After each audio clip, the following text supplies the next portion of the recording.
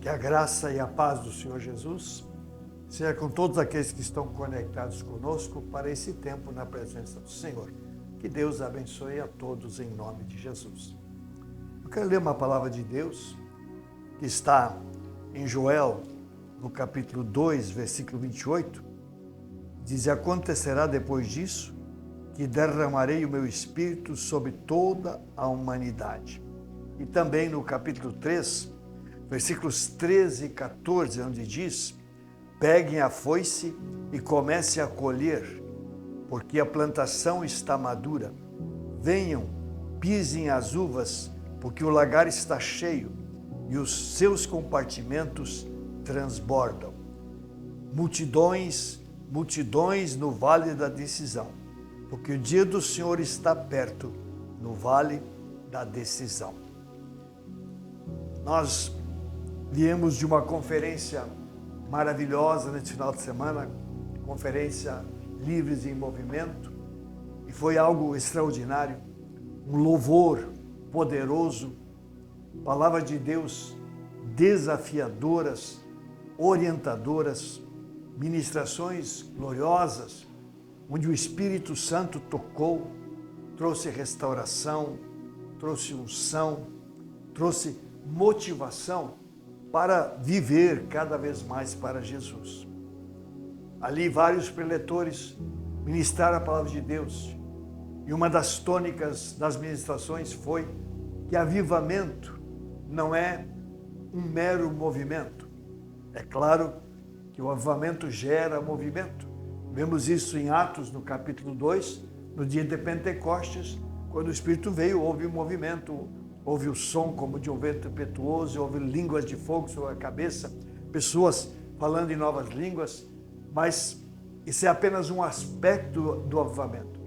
O que os preletores procuraram mostrar àqueles que assistiram à conferência é que avivamento é algo maior, algo mais profundo, que avivamento é mudança de caráter. E com certeza esse é o grande desafio dos nossos dias, é mudança de caráter. É o Espírito Santo tocando no espírito, na alma, na vida das pessoas e de fato gerando uma transformação. É o Espírito agindo de dentro para fora, transformando o interior para que no exterior, no contato, na vivência diária, se possa repercutir cada vez mais o caráter do Senhor Jesus Cristo. Então é algo tremendo, é Deus injetando a sua vida no coração das pessoas. E creio que é isso que Paulo está tentando dizer quando ele escreve em Gálatas 2:20, não sou eu quem vive, mas é Cristo que vive em mim. E esta vida eu vivo pela fé naquele que me amou e se deu por mim.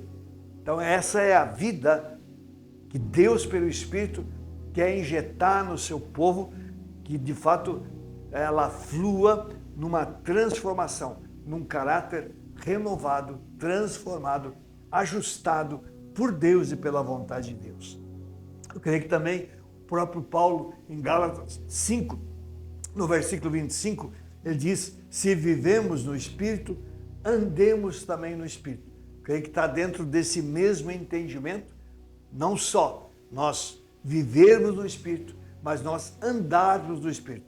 Essa presença, esse controle, essa direção do Espírito precisa se expressar também na nossa caminhada diária, na nossa casa, no nosso trabalho, na escola, onde nós estivermos, que a gente possa refletir aquele caráter de Cristo plantado em nós pela presença do Espírito Santo.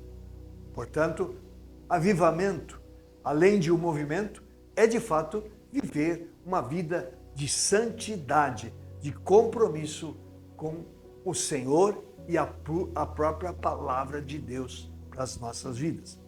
Mas nós também fomos lembrados que, além de avivamento não ser apenas um movimento e apenas uma transformação de caráter, avivamento também é conquista de pessoas.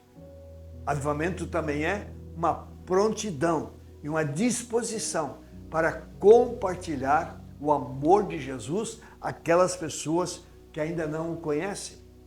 Avivamento é evangelizar.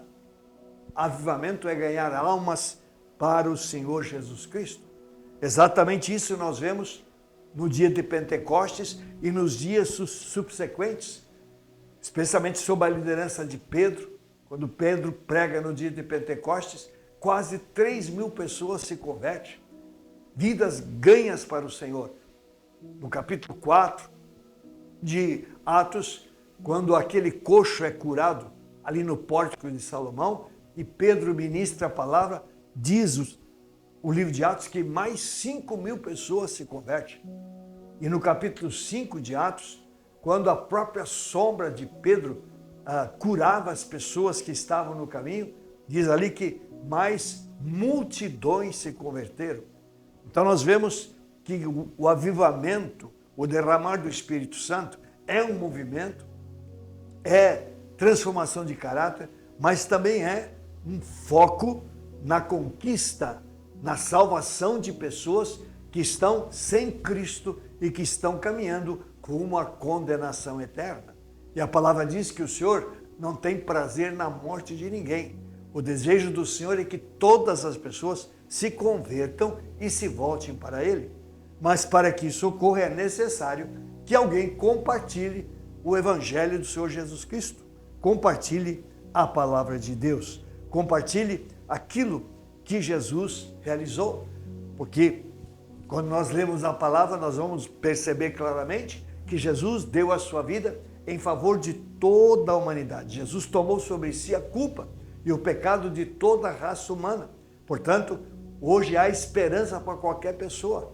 Por mais errada que seja a vida de uma pessoa, por mais distante que ela seja de Deus, quando o Evangelho a alcança e o Espírito Santo a convence da sua condição e ela se arrepende e se volta ao Senhor, prontamente os seus pecados são perdoados, prontamente a vida dessa pessoa é transformada e ela se torna uma nova criatura pela ação poderosa de Deus na sua vida.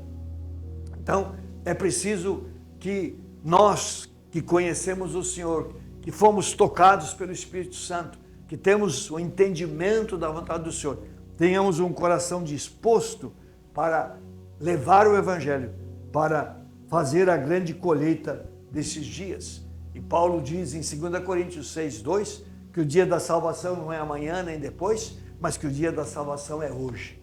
É hoje que é necessário compartilhar Jesus. E é necessário que hoje as pessoas rendam a sua vida a esse Senhor e, consequentemente, sejam salvas. Aqui, no texto que eu li, nós vamos encontrar o texto de Joel, especialmente no capítulo 3, onde diz assim: peguem a foice e comece a colher. Por quê? Porque a plantação está madura. Venham, pisem as uvas, porque o lagar está cheio e os seus compartimentos transbordam. Isso aqui no texto é apresentado de uma forma negativa, porque de fato Joel, ele fala esta palavra de Deus em função da maldade que havia no coração e viria o juízo de Deus sobre as pessoas. Mas também nós podemos pegar esse texto e colocá-lo de modo positivo, de nós pegarmos as foices e sairmos à colheita. Por quê? Porque as pessoas estão prontas, estão maduras para ouvir o Evangelho e receber a salvação.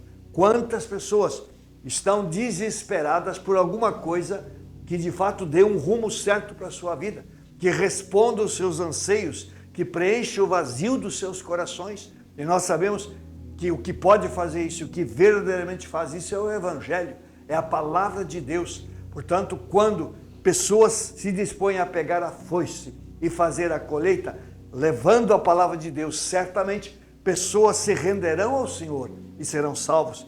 Da mesma forma, as uvas maduras, prontas para serem colhidas, também é uma forma de expressar as pessoas preparadas, prontas, desejosas, ansiosas pela vida que só Deus pode conferir ao coração delas. Por isso, no verso 14 diz: multidões, multidões no vale da decisão. Quantas pessoas estão no vale da decisão? E é necessário que as pessoas decidam, porque apenas tem dois caminhos. Ou a pessoa se decide por Cristo e recebe a salvação, ou ela fica distante de Deus e caminha para a ruína e para a destruição, para o inferno de fogo. Então, não há pessoa que não esteja diante desse desafio de ter que tomar uma decisão. E por isso, urge ainda mais que o Evangelho seja pregado, para que as pessoas compreendam muito bem quais são as opções. E é somente a palavra de Deus que pode mostrar claramente quais são as opções que estão diante do ser humano. Ou é Cristo e salvação, ou é vida mundana, errada, carnal e condenação eterna. O desejo do Senhor, repito, é que as pessoas conheçam a verdade. Jesus disse, vocês vão conhecer a verdade e a verdade vai libertar vocês. Mas para que as pessoas conheçam a verdade precisa ser proclamada, precisa ser anunciada, para que tenham as pessoas impactadas pela verdade, possam entender o amor de Jesus e possam render as suas vidas completamente a elas. Então é tempo de decisão, é tempo de pregar, de compartilhar o grande amor do Senhor, porque o dia do Senhor está perto. O dia do Senhor está perto. É preciso que as pessoas sejam avisadas da necessidade de se voltarem ao Senhor e de receberem a salvação das suas almas.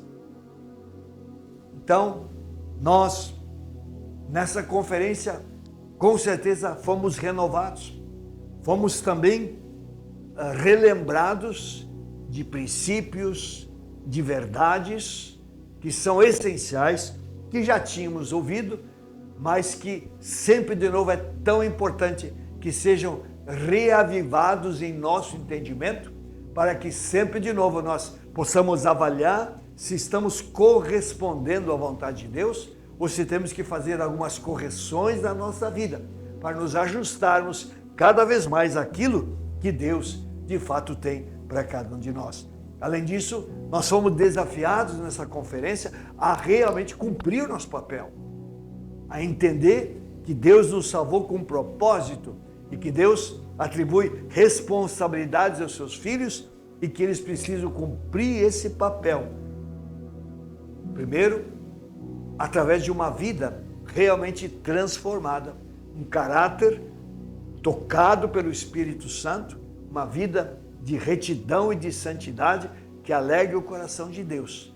Mas depois também, tendo sempre em foco a seara, isto é, os campos, as pessoas que estão ao nosso redor, que já Jesus dizia, estão brancas para a colheita, estão no ponto de receberem a palavra e, consequentemente, tocadas pelo Espírito, poderem vir a Jesus, receber o perdão dos seus pecados e serem transformados pelo amor e pela graça de Deus. Por isso, você que me ouve, você que tem Jesus, é tempo de nós sermos cheios do Espírito, sim. Não apenas ansiando por um movimento, é bom ser movido, movimentado pelo Espírito, é gostoso sem dúvida, mas é apenas um aspecto daquilo que Deus realmente quer para nós. Deus quer avivar a sua igreja, o seu povo. Sim, para que esse povo seja movimentado e seja impactado pela presença do Senhor, mas também para que a igreja, ela cada vez mais entenda que ela precisa ser luz nesse mundo e sal nessa terra. E isso significa viver uma vida de santidade, ter um caráter totalmente transformado, ajustado aos princípios e verdades da palavra de Deus. E depois nós precisamos nos dispor na mão de Deus para falar que só Jesus é o caminho, a verdade e a vida. E além dele não existe outro. Que Deus abençoe a sua vida, que Deus abençoe a vida de todos nós. Amém. Eu queria orar, colocando a sua vida diante do Senhor, pedindo que Deus abençoe. Senhor Deus, obrigado, porque Tu és um Deus maravilhoso, sempre de novo estás pronto a se manifestar na vida dos teus filhos. Pai, tivemos o privilégio de participar dessa conferência no final de semana. Senhor, foi glorioso, foi tremendo, foi maravilhoso. O mover do Senhor, o agir do Senhor, Pai, o impactar do Senhor, o Espírito Santo tocando corações, pessoas quebrantadas, chorando, Senhor Deus, sendo conscientizadas de áreas onde precisavam mudar, e as pessoas se rendendo ao Senhor, Deus se sujeitando a essa ação de Deus para a real transformação das suas vidas. Senhor, não há preço, Senhor Deus, não há como agradecer, Deus, por isso toda a glória, toda a honra, todo louvor ao nome do Senhor. Pai, mas a minha oração é que a tua igreja, Deus, entendendo o tempo que ela está vivendo, Pai, ela esteja aberta ao Espírito, Pai, não apenas ansiando por um mover de Deus, pelo movimento do Espírito na sua vida, mas, Senhor Deus, pronta para as etapas seguintes, que é a transformação do caráter e que é o testemunho comprometido do Evangelho àqueles que ainda não creem. Pai, eu oro por cada um que está conectado conosco nesta hora. Ó Deus, que o Senhor realmente venha tocar, venha abençoar, venha se revelar e venha despertar para que aqueles que se chamam pelo Teu nome, Pai, eles ajustem a sua vida completamente à Tua vontade. E assim o Senhor possa ter cada vez mais, Senhor Deus, um exército à sua disposição. Pai, que proclame, Deus, no vale da decisão, que é a hora das pessoas se decidirem por Jesus, o Filho do Deus vivo e todo-poderoso. Eu oro em nome de Jesus. Amém. Só lembrando nossas atividades. Sexta-feira nós completamos 10 anos do Ministério da Terceira Idade. Vamos ter um culto sexta-feira à tarde às 3 horas. 3 horas, cremos que vai ser tremendamente abençoado. Você que está nessa faixa etária é nosso convidado.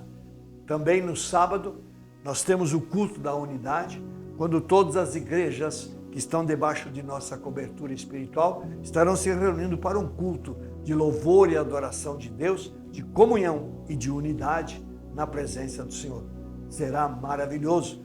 Sábado às 20 horas. E no domingo, 2 cultos, cultos da família, 9 horas da manhã, às 19 horas. Participe e eu tenho certeza, Deus sempre tem bênçãos novas para a vida de cada um. Obrigado por você ter estado conosco. Deus abençoe a sua vida e a sua casa.